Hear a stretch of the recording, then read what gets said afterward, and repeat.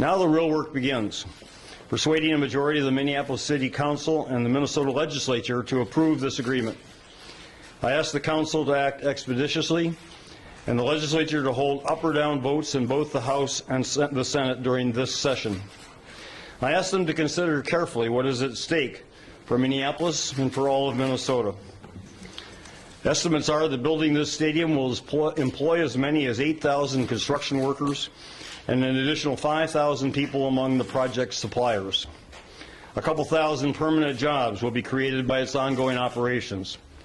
Our state will have a premier stadium to host the Minnesota Vikings, college and high school teams, rock concerts, monster truck mashes, and other major events that will generate even more economic activity and showcase both Minneapolis and Minnesota to people all over the world. The Minnesota Vikings will play 12 games per year here. I'm counting the 2 home field games you get for winning the league division and then going into the hosting the playoffs.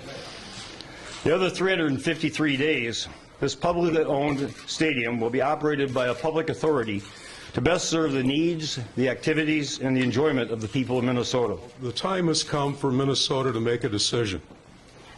Minnesota needs to decide whether or not we, in fact, do want to keep this team in Minnesota.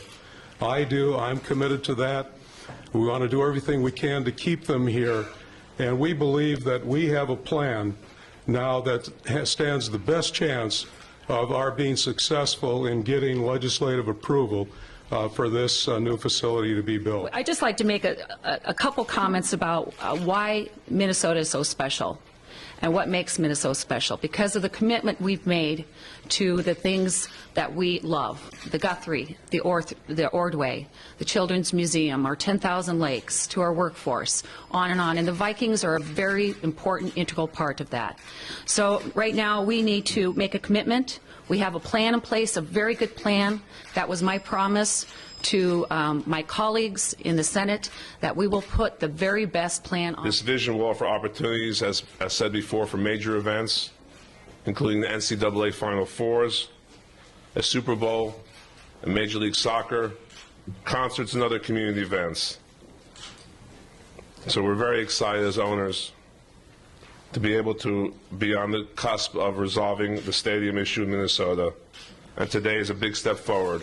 The parameters that I've received from leadership is no general fund money, no increase in no sales tax increase, no tax increase, and we've been very clear on that. There's otherwise, I think the green light has been for put the very best possible bill on the table that can garner votes.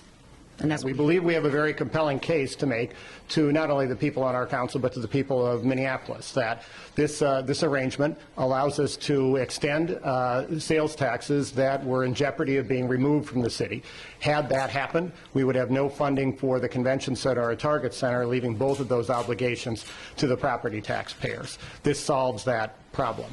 It also makes a $1 billion investment in the city and puts a lot of folks to work. Regarding the electronic poll tabs, whoever can answer this, why did you select that source, and why are you confident that that is going to be a steady source of income?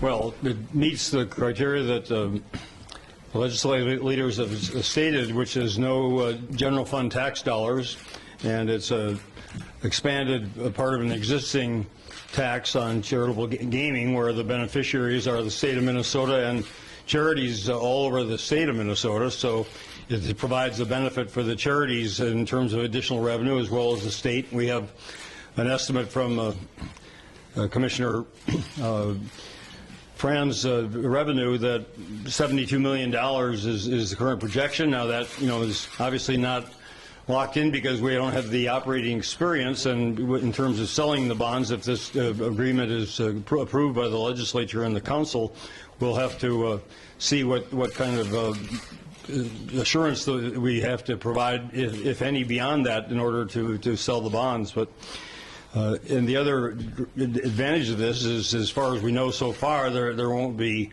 any lawsuits questioning our ability to expand this form of charitable gaming, and so we don't have a period of months or even years where something's tied up in court and not available then to let the project go forward.